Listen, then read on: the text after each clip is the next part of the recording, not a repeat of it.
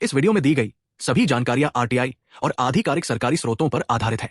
अगर आपको किसी बात की अलग जानकारी मिली हो तो कृपया अपने सोर्स के साथ कमेंट्स में जरूर बताएं, क्योंकि हमारा मकसद है आपको सच्ची और भरोसेमंद जानकारी देना। भारत रत्न देश का सबसे बड़ा नागरिक सम्मान, लेकिन क्या इसके साथ कोई सरकारी गाड़ी मिलती है?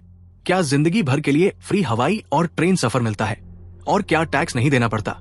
आज इस वीडियो में हम बताएंगे कि भारत रत्न से वास्तव में क्या क्या सुविधाएं मिलती हैं और कौन सी बातें सिर्फ अफवाह हैं। भारत रत्न की शुरुआत 2 जनवरी 1954 को की गई थी, जब तत्कालीन प्रेसिडेंट डॉक्टर राजेंद्र प्रसाद ने इसे लॉन्च किया।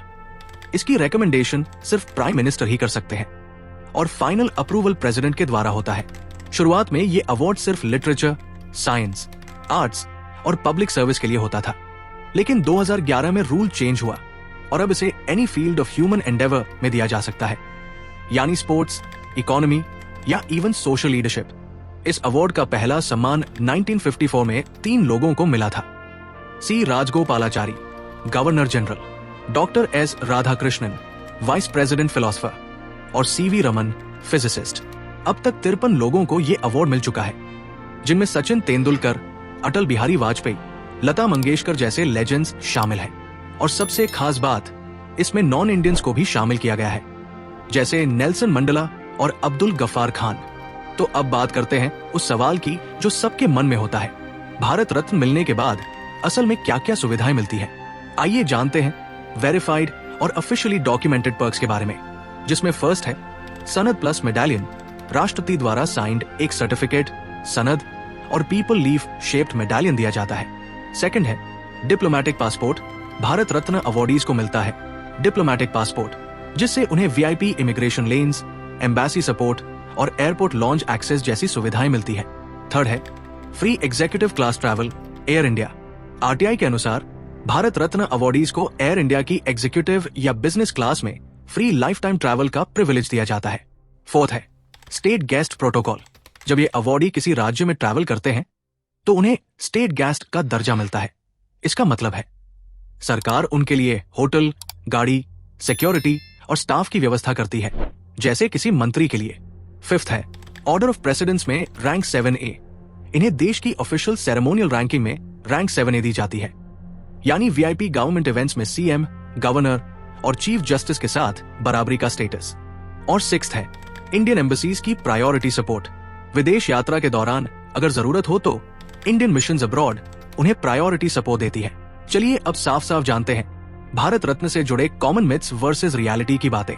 कौन कौन सी बातें सिर्फ रूमर्स या अजम्पशंस हैं, जिनका कोई भी सरकारी आधार नहीं है। फर्स्ट मिथ है टैक्स नहीं देना पड़ता। नहीं, भारत रत्न के साथ कोई कैश प्राइज नहीं दिया जाता और ना ही कोई income tax exemption officially exist करती है। सेकंड मिथ है उन्हें पार्लियामेंट सेशंस में बैठने का हक होता है। नहीं, ऐसा कोई अधिकार नहीं होता अनलेस वो खुद सांसद हो। थर्ड मिथ है फ्री ट्रेन और बस में सफर। नहीं, आरटीआई में ऐसा कोई प्रमाण नहीं है कि उन्हें इंडियन रेलवेज या बस सर्विसेज में लाइफ टाइम फ्री ट्रैवल मिलता है। कुछ केसेस में ऑनररी पासेस मिले हैं, but not a standard entitlement.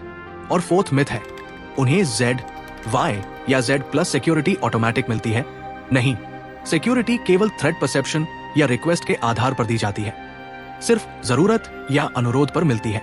Bharat Ratna सिर्फ एक मेडल नहीं, ये देश की तरफ से दिए गए सबसे ऊंचे सम्मान का प्रतीक है।